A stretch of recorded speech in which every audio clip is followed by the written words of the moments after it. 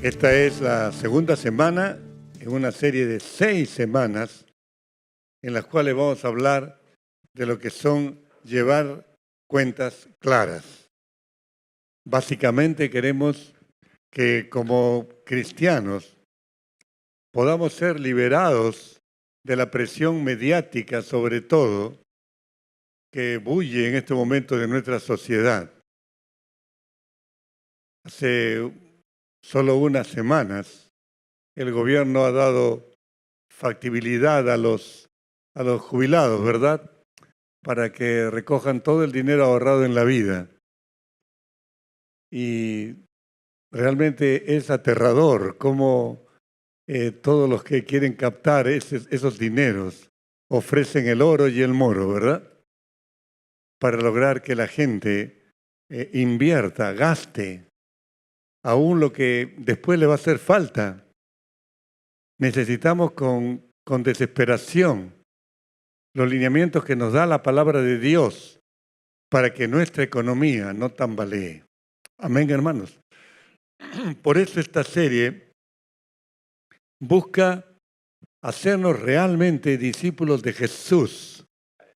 Discípulos de Jesús que comprendan la dimensión de nuestro llamado y en virtud de eso poder mirar ese segmento que significa la economía. Queremos abrir la Biblia en el Evangelio de Lucas, el capítulo 14. Por favor, abre tu Biblia allí.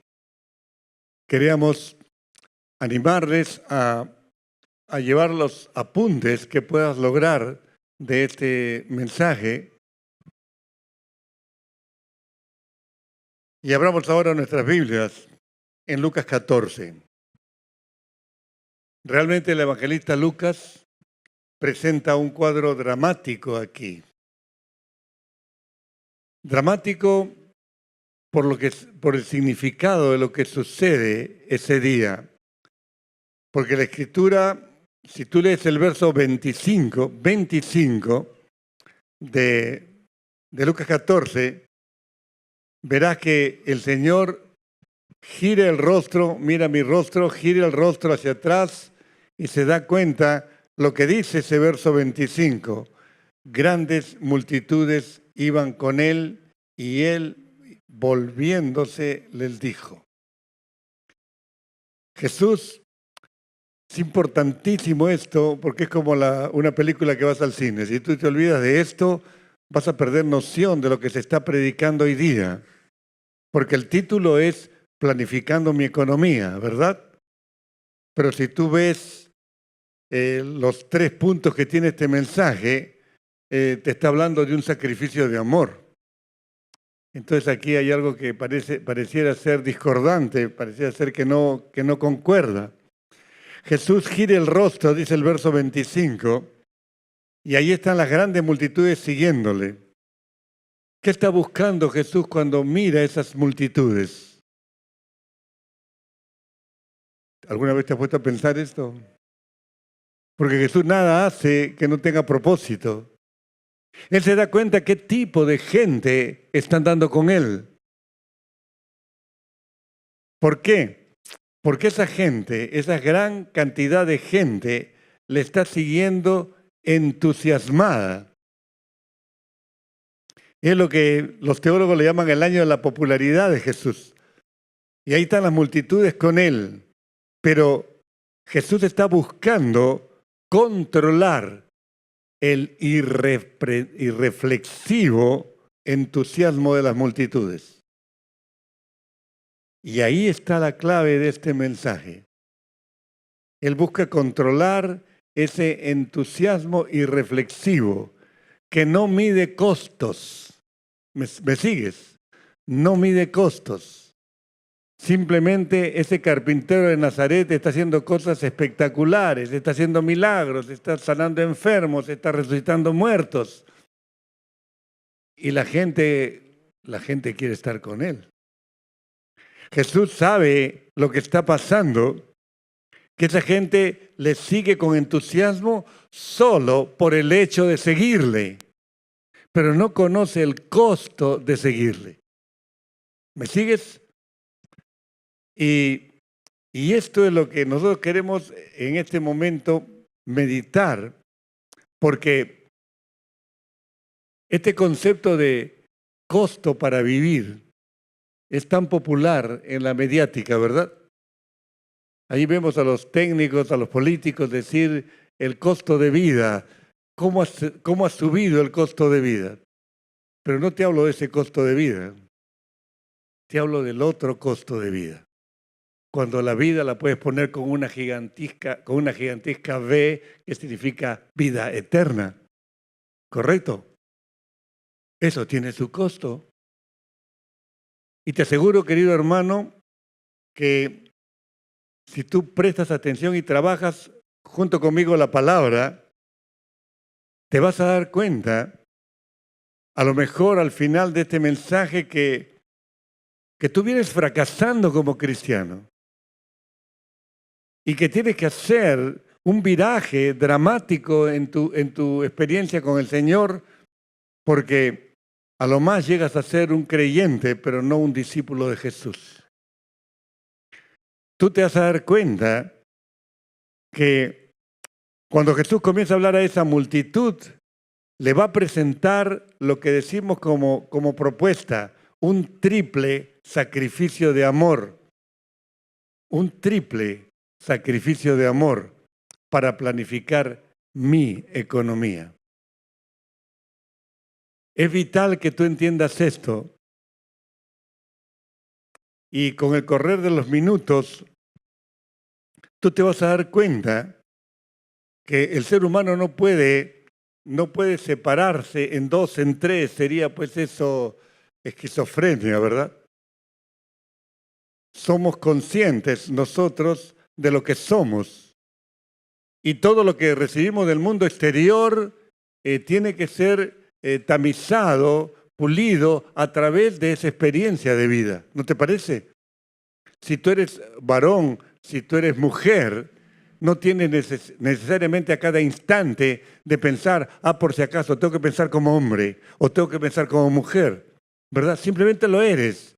Y todo lo que recibes del mundo exterior va filtrado por esa identidad que tienes. ¿Amén? Pues si eso es verdad, entonces vas a ver las dimensiones de este triple sacrificio de amor. Porque el Señor voltea hacia la multitud y presenta el primero de los sacrificios. Es el sacrificio que yo le llamo por lo familiar. El sacrificio de amor por lo familiar. Para entender esto en su verdadera magnitud, hermanos, tenemos que saber que en la sociedad hebrea, en la sociedad judía, el honrar a los padres era la máxima obligación. Lo decía uno de los mandamientos en el Antiguo Testamento y se refleja a cada instante en las Escrituras en el Nuevo Testamento. El apóstol Pablo va a decir que honrar padre y madre es el primer mandamiento lo sabemos de memoria, con promesa. Ahora, Jesús está hablando, el auditorio que tiene ahí atrás es un auditorio judío. Así que él sabe bien quién está escuchando lo que él les va a decir. Y yo he escogido la versión internacional, la traducción de la NBI, porque es mucho más clara que la que tú tienes allí, pero vamos a ir aclarando todas las cosas para que tú veas la dimensión de los desafíos de este triple sacrificio de amor. Pero es importante que podamos entender qué vital es esto. ¿Cuánto tenía que pensar el judío para decir, ¿qué me está pidiendo este carpintero de Nazaret? Si para mí, mi familia es lo primero, ¿para ti lo es? No te escucho. ¿Para ti lo es? ¿Seguro? Algunos dicen, no, pastor, mi familia no es lo principal.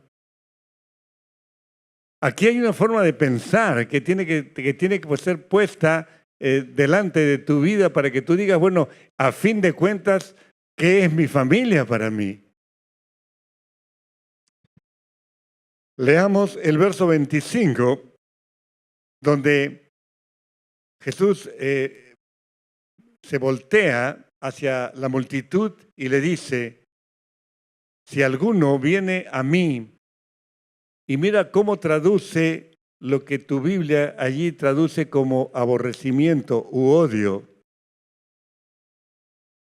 Dice el Señor en su palabra, si alguno viene a mí y no sacrifica el amor al padre, a su madre, a su esposa y a sus hijos, a sus hermanos y a sus hermanas y aún a su propia vida, no puede, ¿qué cosa?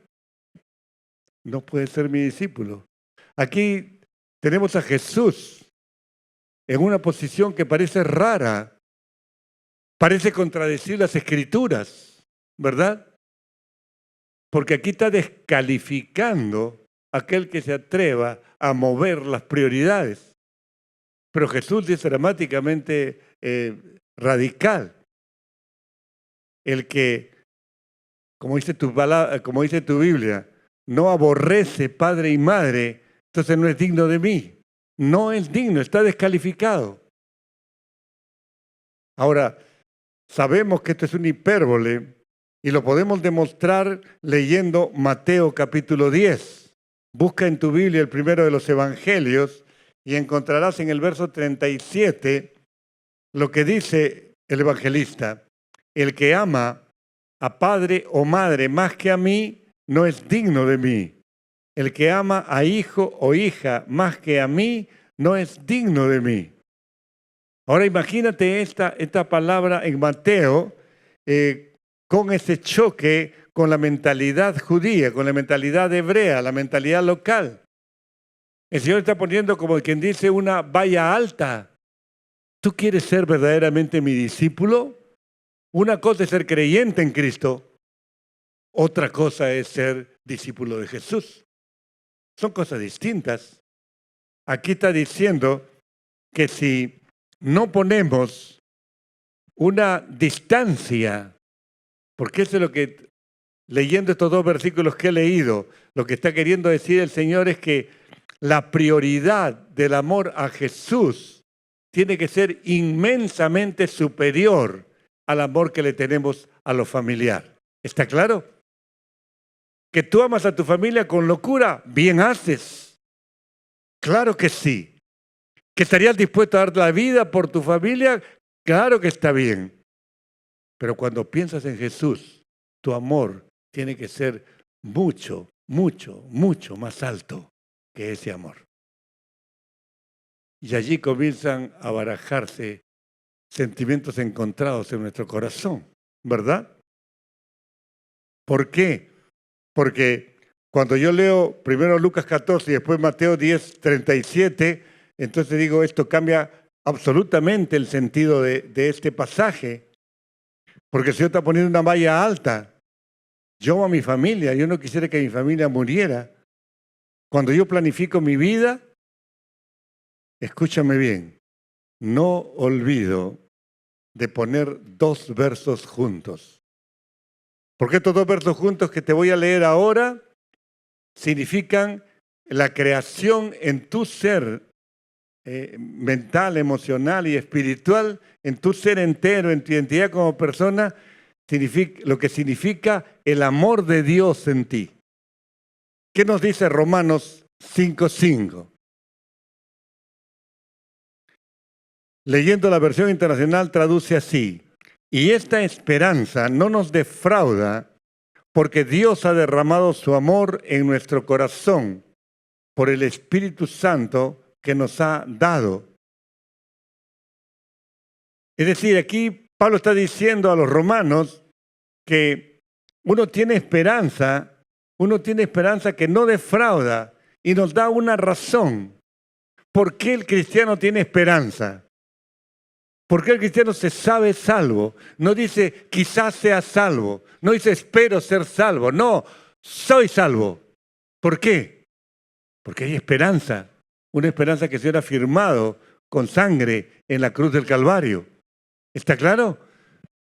Si eso es verdad, entonces este versículo nos dice que Dios ha derramado su amor en nuestro corazón y por eso tengo esperanza. ¿Está claro, mis hermanos? Quiere decir que el amor de Dios es una operación sobrenatural que viene sobre el ser humano en el momento que el ser humano rinde su vida a Jesucristo. No tiene que ver con ningún tipo de esfuerzo religioso. Aquel que diga, tú tienes que venir a la Alianza de Miraflores para ser salvo, te está engañando. Tú tienes que venir a Jesucristo para ser salvo. ¿Cuántos dicen amén? Esa es la verdad bíblica, hermano. Y este versículo nos habla que el amor de Dios ha sido derramado en nuestros corazones. Yo tengo esta taza y comienzo a verter un fluido, agua, lo que sea, y comienza a llenarse el nivel hasta que llega al filo. Para que se derrame tengo que seguir echando, ¿verdad? ¿Me siguen o no? Eso es derramarse en castizo puro.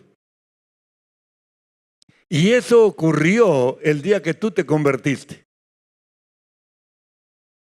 Quizás tú tengas desarmonías con otras personas, pero no le eches la culpa a falta de amor. Eso es simplemente un asunto volitivo en tu corazón que no quiere abrir esa llave para hacer desfogar el amor de Dios que está siendo derramado en tu corazón. Amén. Así que de ti depende. Si tienes enemigos en la oficina, en el trabajo, en el hogar, ¿me entiendes? En la universidad, donde sea, es porque tú no quieres amar, porque amor te sobra. Y esto ya nos pone contra la pared esta declaración, porque así es el amor de Dios. Pero léelo juntamente con 1 de Juan 4:19, que viene a continuación en tu papel. Allí, Juan dice, nosotros le amamos a Él, a Cristo. ¿Por qué razón? Porque Él nos amó primero. Entonces, mi amor por el Señor es un acto de respuesta. No es que yo tenga iniciativa de amar a Dios. Respondo al amor de Dios en respuesta. ¿Está claro? Entonces eso tiene que cambiar la lente con la cual tú lees este pasaje. Porque este pasaje, empleado muchísimas veces para hablar de planificación, mencionando las dos parábolas que el Señor menciona a continuación, ese no es el tema del pasaje. El tema del pasaje es el costo de lo que significa ser discípulo de Jesús. Y si tú aspiras a ser un discípulo de Jesús, tienes que experimentar esos 3 sacrificios de amor. El primero versa sobre lo familiar. Sobre lo familiar. Cuando yo planifico mi vida, no olvido que Dios ha derramado su amor en mi corazón. Y que si yo amo al Señor, es en respuesta a ese amor, ¿verdad? Todo lo que planifico debe considerar que vivo en esa atmósfera de amor que me da su Espíritu. ¿Cuántos dicen amén? Todo, sea alegre o angustioso. La Biblia declara con énfasis que los creyentes somos hijos espirituales de Abraham, el hombre de la fe. ¿Te acuerdas? Y hablando de Abraham, hermano, necesitamos presentar a Abraham como un ejemplo grande de sacrificio de amor por lo familiar. Porque hay pocos pasajes en los cuales el cristiano puede decir, Señor, no importa, yo quiero pasar por ese canal, yo quiero vivir esa experiencia. ¿Puedes abrir tu Biblia en Génesis capítulo 22, por favor? ¿Por qué lo digo? Porque allí en Génesis 22 hay un ejemplo dramático de lo que significa este sacrificio de amor. ¿Sabe lo que pasa en Génesis 22, verdad? Lee conmigo el verso 2. Dios hablándole a Abraham le dice, toma ahora tu hijo, tu único, Isaac, a quien amas. Le da 4 características de ese hijo. ¿Por qué? Porque Abraham tenía por lo menos a Ismael, que era 12 años mayor. Así que no te vayas a equivocar, Abraham. Yo creo que a ese que tú amas, ese que en tu corazón es tu único hijo, ese que sobre el cual han venido todas las promesas mías para ti, ese, ve y sacrifícalo. Allí tienes el ejemplo desafiante de lo que es un sacrificio de amor. Von Rath, un teólogo alemán del siglo pasado, cita esta experiencia de Abraham con un reconocimiento de lo que significa el momento que vive el patriarca. ¿Sabe lo que dice Von Rath? Dice, el relato poco a poco en Génesis 22 se va volviendo más lento a medida que se acerca el momento del sacrificio. Porque Dios le ha dicho, quiero que lo sacrifiques en un altar. Y Abraham no le dice al Señor, ¿qué pasa, Señor? ¿Te ha vuelto loco? ¿Cómo voy a sacrificar a mi hijo si tú me has dicho que por ese hijo viene la promesa? Tú me has dicho tantas cosas de ese hijo. ¿Cómo me pides que lo mate, Señor? Esto tiene que ser locura. No, Abraham se calla la boca. Yo leo en el verso 3 que se levanta de madrugada muy temprano porque quiere ir al lugar donde Dios le va a señalar el lugar de sacrificio. Y Von Rath, experto en el hebreo, nos dice, no necesitamos una filmadora para leyendo ver cómo el movimiento de la narración se va haciendo cada vez más lento, más lento. Cada movimiento tiene su peso allí, dice este teólogo. Es una obra maestra de la narrativa. Lee conmigo el verso 10. Entonces tomó el cuchillo para sacrificar a su hijo, pero en ese momento el ángel del Señor le gritó desde el cielo. ¿Te imaginas por un instante Abraham con el puñal allí para sacrificar a su hijo? ¿Te imaginas, hermano? ¿Quisieras pasar por una experiencia así? Yo hasta ahora no he encontrado un solo cristiano en mi vida que me dijera, yo quisiera pasar por una experiencia de esas. Porque todos amamos a nuestros hijos, ¿verdad? Y sin embargo, Abraham lleva el acontecimiento hasta el final. No se pregunta qué es lo que está pasando. El único que pregunta es el hijo, que le dice, papá, ¿qué está pasando aquí? Y llevamos el fuego, el cuchillo, pero no tenemos el cordero para el holocausto. ¿Y qué le contesta Abraham? No te preocupes, hijo. Dios se proveerá cordero. No sabe lo que va a pasar ese hombre, pero sí sabemos lo que pensaba. Génesis calla en cuanto a actitudes, en cuanto a pensamientos. Pero el Nuevo Testamento, Hebreos capítulo 11, nos dice lo que pensaba Abraham en ese momento. Y Hebreos 11 nos dice que Abraham pensaba que Dios es poderoso para levantarlo de los muertos. Y en un sentido figurado, dice Hebreos, así lo consideró. A partir de ese momento, Abraham llamaba o consideraba a su hijo como un resucitado. Pero sigamos con el comentario de Von Rath. El ángel del Señor le gritó desde el cielo, o el ángel de Jehová, o el ángel de Yahvé, según la traducción que tú uses. Pero ¿quién es este personaje, el ángel del Señor? ¿Es uno de los millares de ángeles que hay? No, hermano. En el Antiguo Testamento aparece el ángel de Jehová, el ángel del Señor, en lo que los teólogos llaman teofanías. Quien está hablando ahí es el Hijo. Quien está gritando desde el cielo, para Abraham, para porque ya sé que tú crees. Ya sé que tú no me rehusas ni tu hijo. Tú tienes bien claro, Abraham, que el amor familiar está aquí y el amor a tu Dios está muy por encima. ¿Me entiendes? ¿Tú lo consideras así también? Jesús dice que si no lo consideras así, malas noticias. No eres discípulo de Él. ¿Te das cuenta que está poniendo la valla alta el Señor? Pero eso es lo que está pasando en ese momento. Y frente a ese grito desde el cielo, que le llama por su nombre, Abraham, Abraham, aquí estoy, responde él.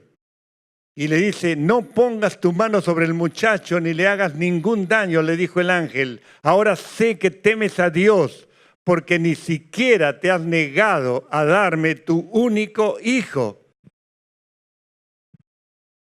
¿Me entiendes, hermano? El teólogo dice, el momento exacto de la intervención exprime la última gota de significado a esta experiencia. Porque en ese momento hay un encuentro de voluntades. El hombre que está dispuesto a consumar el sacrificio no sabe cómo será, pero él está seguro de una cosa: él va a regresar a casa con su hijo vivo. ¿Me entiendes? Es importantísimo que captemos esto. Nadie lo va a parar a sentar el sacrificio. Pero él dice, algo ha de ser Dios, pero yo hoy vuelvo con mi hijo a casa. Esa es la voluntad del hombre de Dios. La voluntad de Dios es no cometas ningún vestigio de daño en ese cuerpo. ¿Captamos esto, hermano? Ahora ya sé, le dice el Señor. La pregunta que surge es, ¿somos conscientes de la magnitud de ese desafío? ¿Somos conscientes? Hace muchos años, yo era un hombre religioso y mi hija había nacido con una cardiopatía congénita. Cuando tenía unos 5 años hizo crisis. He contado muchas veces este testimonio. Yo no conocía a Jesús. Y 5 pediatras de la capital confirmaron que ella necesitaba una operación de corazón. Y una noche, una llamada del extranjero lo reiteró. Si no operas a esa niña antes de 30 días, la vida de esa niña corre peligro. Yo me acuerdo cómo obró el Señor. Cintia está aquí. Ustedes la conocen. Si algo le sobra a Cintia es vida, ¿verdad? Ella nunca fue tocada por un cirujano. Fue tocada por Dios. ¿Me entiendes? Pero te quiero contar algo. Pasaron los días. A raíz de esa experiencia yo rendí mi vida a Jesucristo.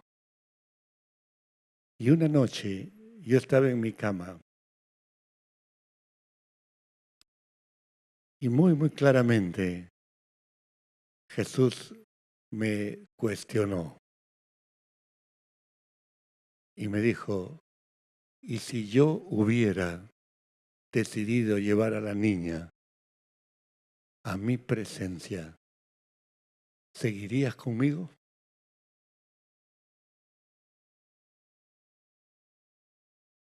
Un momento terrible, porque a él no se le puede mentir. ¿No te parece? Y yo le dije, Señor, sí, yo seguiría contigo. Había pasado la primera valla, el sacrificio de amor por lo familiar. ¿Qué podemos decir en esta tarde ya? Solo una pregunta brota. ¿Tu amor por la familia compite con el amor que tienes al Señor? No es una pregunta fácil de responder. No lo es. La respuesta tampoco es fácil. Pero si tú quieres ser discípulo de Jesús, tú tienes que decirle, sí, Señor. Tu amor ocupa el primer lugar de mi vida. Amén. Por favor, no digas amén si no estás seguro. Porque el Señor te toma muy en serio. ¿Le dirías al Señor, sí, Señor, tu amor ocupa un preeminente lugar en mi vida? ¿Le dirías? Grítalo. Claro que sí. Pero para decirle eso tienes que tener el poder del Espíritu Santo para abrir tus labios. ¿Me entiendes, hermano? No es mérito humano, es convicción que el Espíritu Santo pone en tu corazón. Amén. Es el primero de los sacrificios, querido hermano. Pues si seguimos leyendo Lucas, a continuación el verso siguiente nos habla de un segundo sacrificio de amor. Yo le llamo el sacrificio de amor ya no por lo familiar, sino por lo personal. ¿Qué nos dice el verso 27? Y el que no lleva su cruz y viene en pos de mí, ¿qué cosa? No puede ser mi discípulo. Otra vez. Ya no tiene que ver con la familia. Ahora tiene que ver contigo. Tiene que ver con tu propia existencia, tiene que ver con tus anhelos, tiene que ver con tus proyectos de vida, tiene que ver con todo aquello que tú esperas lograr de tu existencia. No tiene que ver con el ámbito familiar, tiene que ver tú y Dios, tú y Cristo. Amén. Toma tu cruz. Es interesante, hermano, cuando uno lee el pasaje paralelo en Lucas 9:23, dice la Escritura en Lucas 9:23, y decía a todos, si alguien quiere ser mi discípulo, que se niegue a sí mismo, lleve su cruz cada día y me siga, dice la versión internacional en Lucas 9:23. Por favor, mira bien ese versículo, está en la pantalla. ¿Cómo se inicia esta declaración de Jesús? Porque es lo más importante. Es lo más importante para que tú no caigas en tentación en este momento. Para que tú no digas, esto no es para mí. No, decía, ¿a quiénes? A todos. ¿Por qué? Porque todos necesitamos responder aquí. ¿Me entiendes? ¿Tú quieres ser discípulo de Jesús? Niégate a ti mismo. Habla de autonegación. A veces creemos que la crucifixión tiene que ver con sufrir. No, hermano. Por favor, haz esta ecuación. Cruz igual muerte. Cruz igual muerte. Y la palabra muerte, el concepto de muerte en la Biblia siempre significa separación. Por eso la Biblia habla de dos tipos de muerte. La primera muerte, que es cuando tu cuerpo desgastado deja de existir. Esa es la primera muerte. Es separar el cuerpo del alma del espíritu, ¿verdad? Porque el alma y el espíritu suben a dar cuenta a Dios. El cuerpo se queda donde se queda. Eso es lo que la Escritura enseña. Pero cuando hablamos de muerte, estamos hablando de separación siempre en la Biblia. Y por eso el tomar la cruz implica, Señor, yo quiero tener esta actitud permanente, continua. Soy un hombre muerto a los antipatrones del mundo, muerto a las delicias del mundo que me quieren sacar de mi relación con Cristo. No habla de sufrimiento, habla de decisión, que tú sepas quién eres y a dónde vas. Autonegación significa que mi ego queda clavado en la cruz. Mi ego lo mando a la cruz por una actitud, ¿cómo puedo decir?, volitiva, de mi voluntad. Es interesante leer la epístola a los Gálatas, sobre la cual vamos a mencionar a continuación. Pero 3 veces Gálatas habla de crucifixión. Y la parte final es impresionante. Para mí, el mundo me es crucificado y yo soy crucificado al mundo. No tengo nada que ver con esas apetencias del mundo. No es para que vivas como un hongo solo. Vives en el mundo, pero no perteneces a ese sistema. ¿Está claro, mis hermanos? Esa es autonegación. Y sabes una cosa, esta declaración de Jesús aparece en los 4 evangelios. Pero el único evangelio que menciona esta frasecita, lleve su cruz cada día, es Lucas, que habla de continuidad, que habla de estar en todo momento con esa actitud de completa dedicación a Cristo.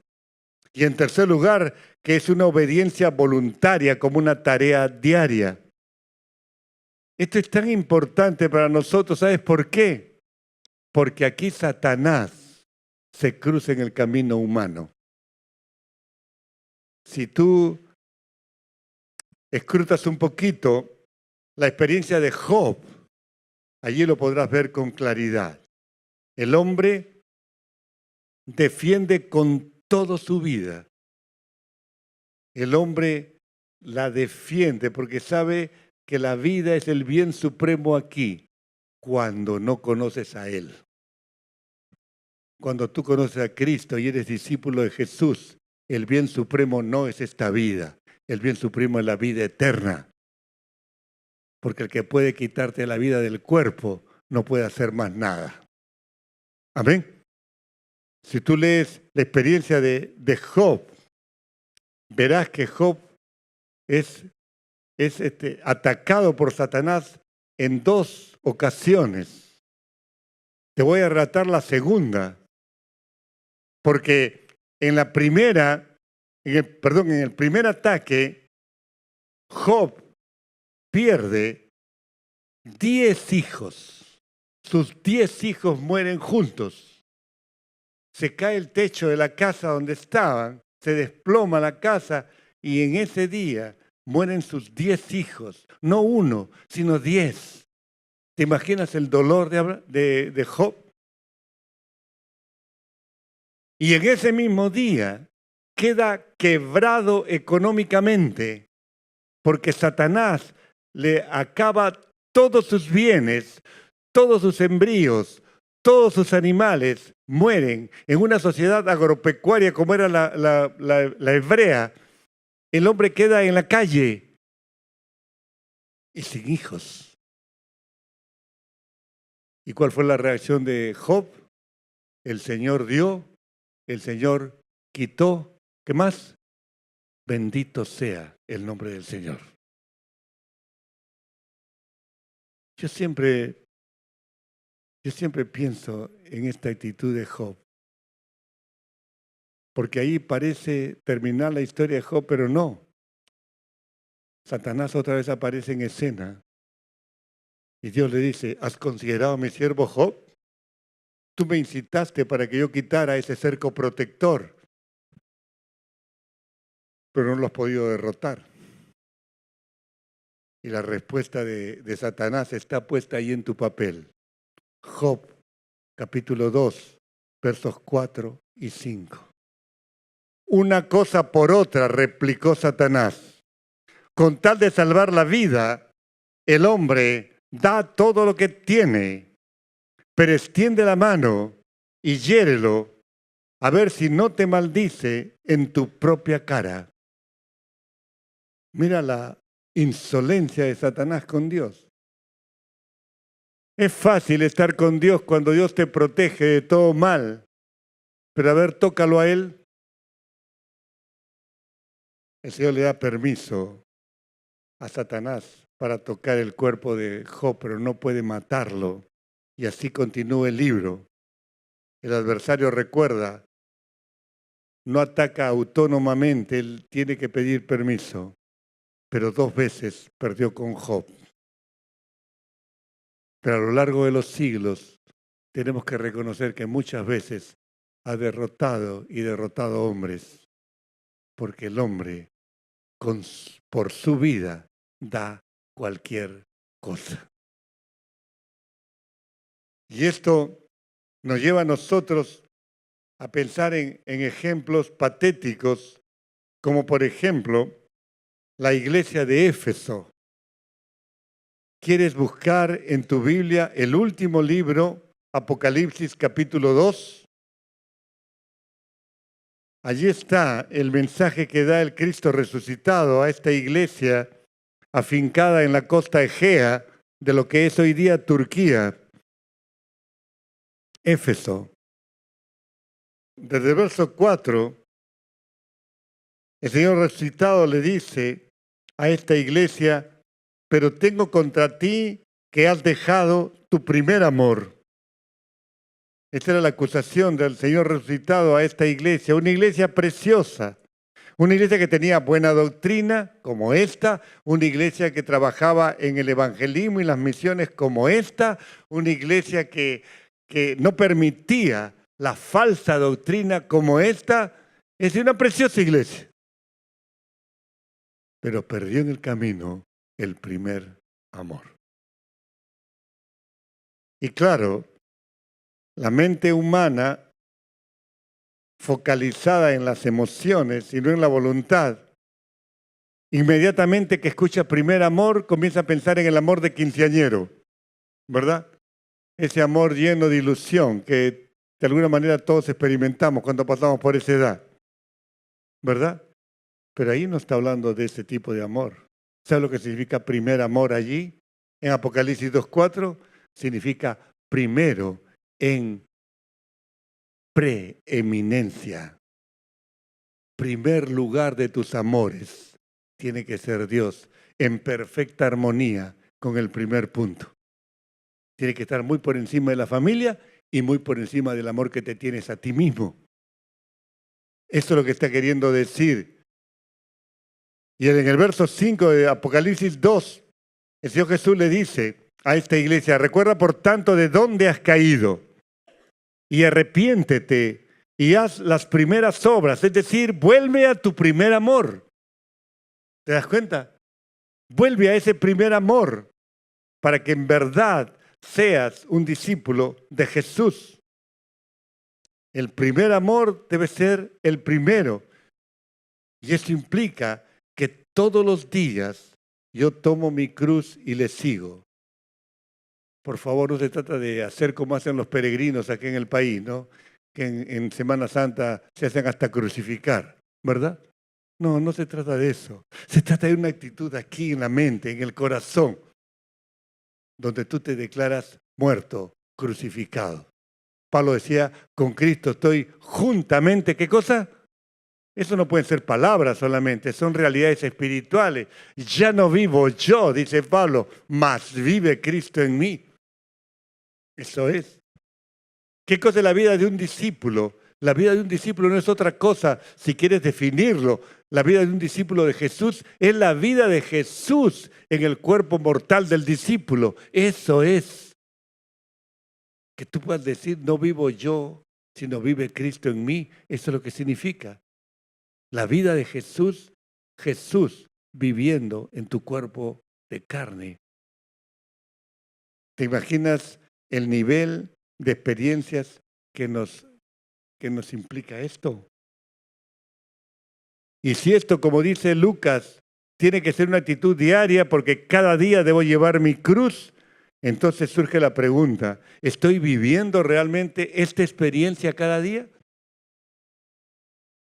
¿O todavía tengo explosiones egoístas? ¿O todavía tengo explosiones codiciosas? ¿O tantas otras formas de alejarnos del Señor? No es fácil entender esto así, hermano. Y yo quiero ponerlo delante de ti. Vivo mi experiencia diaria con Jesús, experiencia de cruz cada día. Mi ego está bajo disciplina. Vale entender estos dos primeros sacrificios de amor, porque el tercero para mí baja de nivel. El tercer sacrificio para mí ya no es en lo familiar, ya no es en lo personal, sino es en lo material. Y de eso comienza a hablar Jesús entonces. Para poder entender esto, hermano, porque aquí es donde entramos en el tema de lo que significa planificar la vida, planificar la economía, planificar todo lo que tú quieras. Pero tiene que ser en base a esto. Permíteme una digresión. Abre tu Biblia por un ratito en Gálatas, el capítulo 4. Búscalo en tu Biblia. Gálatas 4. Y vamos a leer 7 versículos nada más. Allí Gálatas 4:1 dice, pero también digo, entre tanto que el heredero es niño, en nada difiere del esclavo, aunque es señor de todo, sino que está bajo tutores y curadores hasta el tiempo señalado por el Padre. Así también nosotros, Pablo se incluye ahí, cuando éramos niños, estábamos en esclavitud bajo los rudimentos del mundo. Y ahí nos ha dicho cantidad de cosas el apóstol. El apóstol nos ha dicho que no olvidemos que Gálatas aquí en el Nuevo Testamento nos habla que la humanidad vivió su infancia. Este enfoque nos da una visión totalmente distinta de la vida. ¿Por qué razón? Porque para Pablo, guiado por el Espíritu Santo, el alcanzar como seres humanos, escúchame bien, como seres humanos la adultez solamente se da cuando entiendo que en el tiempo Jesucristo vino. Jesucristo vino y acabó con la infancia de la humanidad. ¿Me estás oyendo? Y cuando uno encuentra a Jesucristo en su camino, uno deja de ser niño. Por favor, ponte esa lente y lee 4:3 de Gálatas. ¿Qué dice el verso 3? Así también nosotros, dice Pablo, ¿no? Cuando éramos niños, estábamos en esclavitud bajo los rudimentos del mundo. ¿Qué cosa quiere decir Pablo así? Todos hemos pasado por esta experiencia. Él está hablando por Israel allí. La experiencia del pueblo de Dios que fracasó en el encargo divino. Pero él dice, nacimos, mira el verso 1, y a pesar de ser herederos de todo, porque teníamos un alto llamado de Dios como pueblo de Dios, vivíamos como esclavos. Eso es lo que tienes que captar. Vivíamos como esclavos, siguiendo los rudimentos del mundo. ¿Qué son los rudimentos del mundo? Son aquel cúmulo de disposiciones, leyes, ordenanzas, valores éticos que la sociedad va poniendo para una vida normal, digámosle así, donde matar a una persona es malo, donde hay que decir a los niños que se laven los dientes, donde hay una serie de ordenanzas que necesitamos tener en la vida para que sea llevadera. Yo quiero que este concepto, vamos a seguir hablando de este concepto, sea guardado en tu corazón porque vamos a seguir hablando de esto. Y te aseguro que tu panorama de vida cristiana se va a amplificar hasta lo sumo. ¿Por qué? Porque si ves tú la historia universal, verás que los judíos tenían los 10 mandamientos, la ley, como digamos, parámetro para tener vida. Pablo nos va a decir que la ley fue el ayo que nos llevó a Cristo, ¿verdad? O sea, la ley no tenía poder de dar vida, solamente de señalarnos el camino. ¿Y qué pusieron los griegos? Los griegos pusieron civilización, cultura, idioma. Eso pusieron los griegos. ¿Qué pusieron los romanos? Los romanos pusieron su gobierno, su disciplina, sus vías de comunicación. ¿Me entiendes? Esos son los rudimentos del mundo, hermano. Pero era solamente todo eso estaba apuntando a la venida de Jesús. Mire el verso 4 que nos dice Gálatas 4:4. Pero cuando vino el cumplimiento del tiempo, ¿qué pasó? Dios envió a su Hijo, nacido de mujer y nacido bajo la ley. ¿Para qué? Para que redimiese a los que estaban bajo la ley a fin de que recibiésemos, ¿qué cosa? La adopción de hijos. Pasar de un nivel de esclavitud a un nivel de hijo adoptado. ¿Te das cuenta? ¿Por qué menciono esto como introducción meramente? Porque si tú vuelves a Lucas 14, te darás cuenta, por favor, presta atención aquí, que los 2 primeros sacrificios, el sacrificio de amor, donde tienes que reconocer que tu amor por el Señor es mucho más grande que el amor que tienes por todo lo familiar. Y luego que tienes que reconocer que el amor a Jesús es mucho mayor que el amor que tienes de ti mismo y por eso tienes que tomar una cruz. Eso es inalcanzable para una persona que no conoce a Jesús. ¿Me estás siguiendo? Entonces, cuando tú hables con una persona así, tú le estás hablando de la cruz y la persona dice, no me hables de la cruz, yo no soy malo, yo no soy pecador. No me hables de la cruz, ¿qué tengo que ver yo con la cruz? Yo no soy una persona malvada, los malvados están en la cárcel. Porque eso es lo que te dicen los rudimentos del mundo, ¿me entiendes? Uno puede tener 70 años, ser una autoridad en su especialidad, en su profesión, en su ocupación. Puede tener riquezas, fama, reconocimiento mundial. Pero es un niño en la fe. Y tú le hablas de la fe y no puede entender la fe que un niñito en edad sí puede entender. ¿Me sigues? Y tú tienes que entender eso. En Lucas 14 se ve clarito. Porque Jesús ha volteado y ve que los que le siguen con un irreflexivo entusiasmo. Le siguen porque el carpintero de Nazaret está de moda quizás. Hace milagros, levanta muertos, sana enfermos. Y cada vez que hay eso, la gente se arremolina, ¿verdad? Pero compromiso, amar más al Señor que a mis hijos, que a mi esposa. Oye, un momentito. Comienzo a objetar. Amarle por encima de mis propios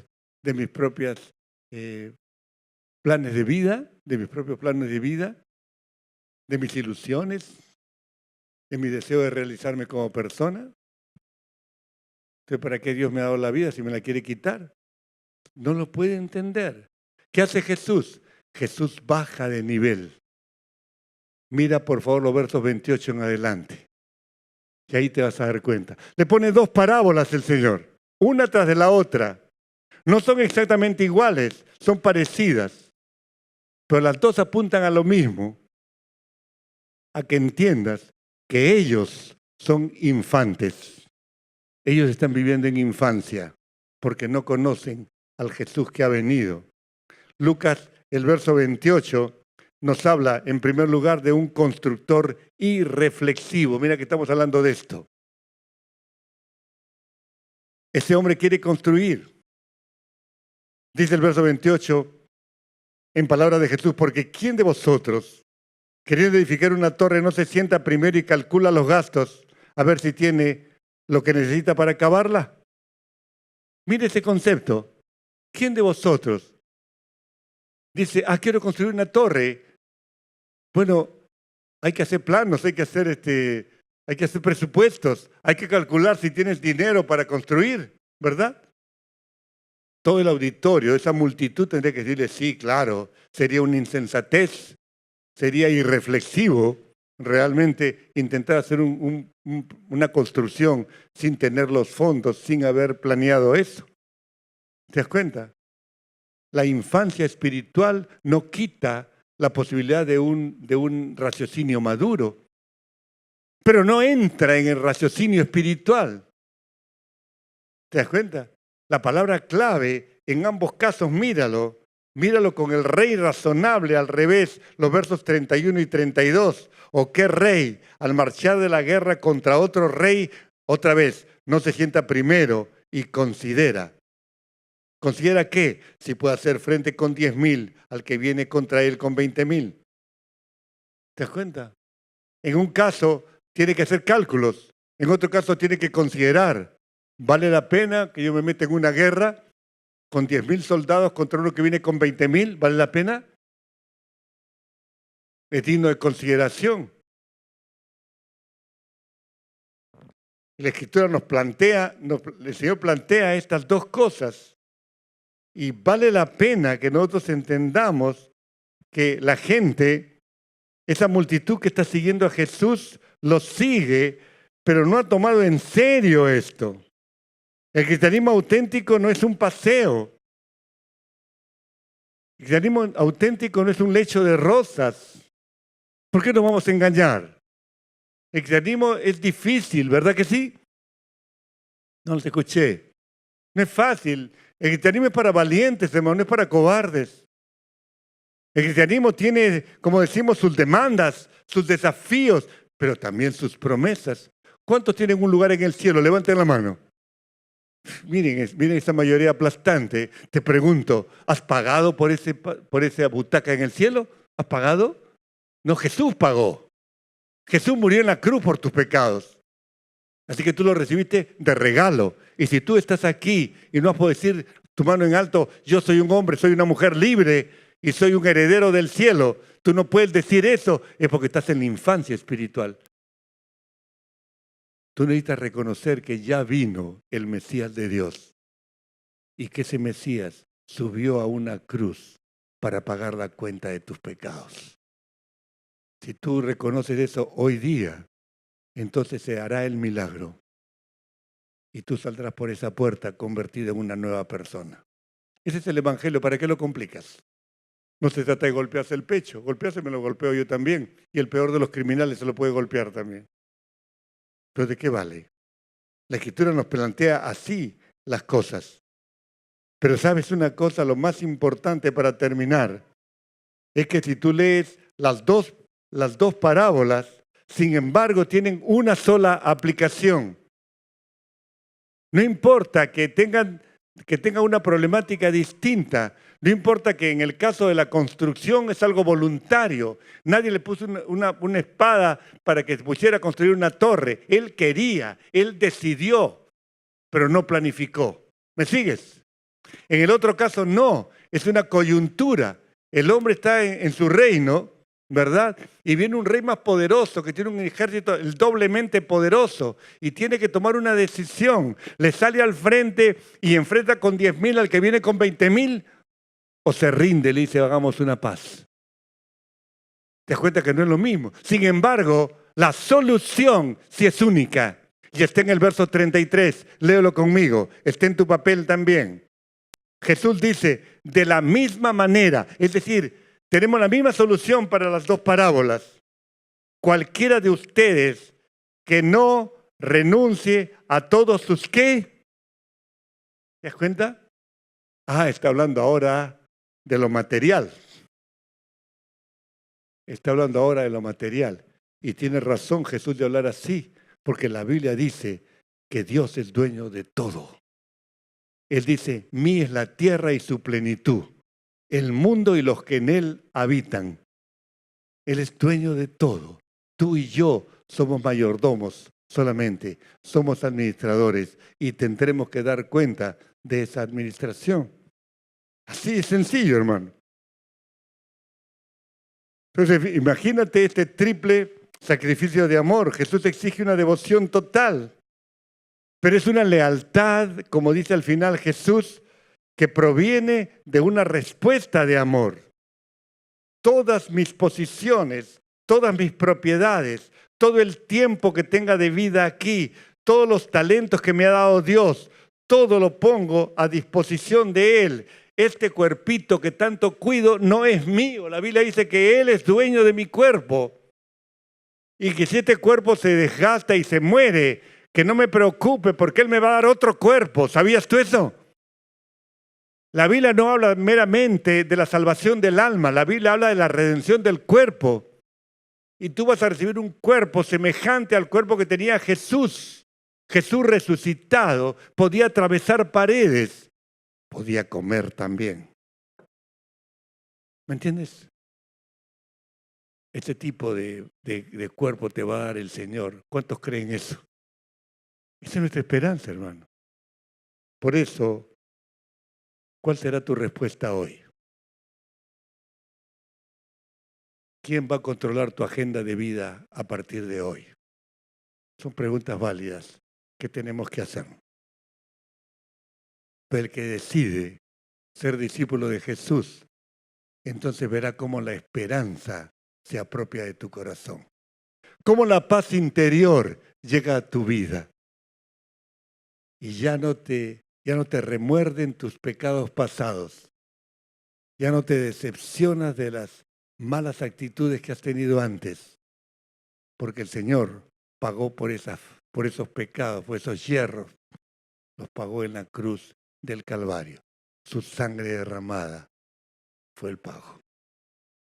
Por eso, querido amigo, querido hermano, tengamos un tiempo de oración. Ha llegado el momento de evaluar.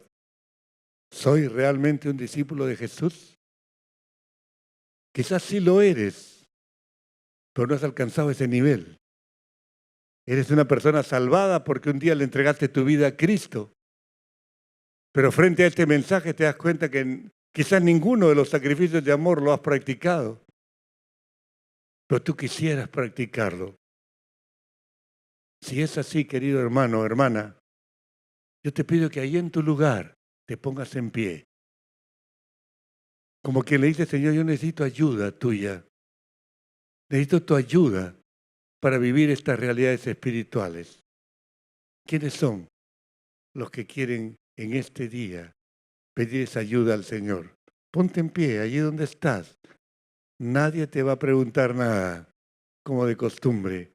Son pactos internos que haces con el Señor. Señor, he escuchado tu palabra, las demandas de tu palabra, y yo no estoy viviendo así, Señor. Sí quisiera vivir así, pero no estoy viviendo así, Señor. Ponte en pie, querido hermano. Oremos juntos. Pidamos ese auxilio al Señor. Y si tú estás aquí por primera vez, si tú estás aquí porque estás buscando paz interior, perdón de pecados, los recuerdos te asaltan el alma, los recuerdos entristecen tu vivir. Hay tantas cosas que nosotros en el fuero interior nos arrepentimos de haberlas hecho, ¿verdad? Si tú sientes eso y quieres que el Señor pacifique tu corazón perdonando todos estos hierros y pecados, si tú quieres eso, querido amigo, amiga, yo te pido una señal. Levántate donde estás. Te he fallado muchas veces, pero hoy necesito perdón. ¿Quieres hacerlo? Levántate, ven aquí. No se vaya con la carga de sus pecados. Hoy puede quedar esa cuenta saldada. Acércate aquí. Yo quiero orar por tu vida, no va a ser ninguna cosa extraña. Yo quiero orar por tu vida. El Señor te dará la paz interior.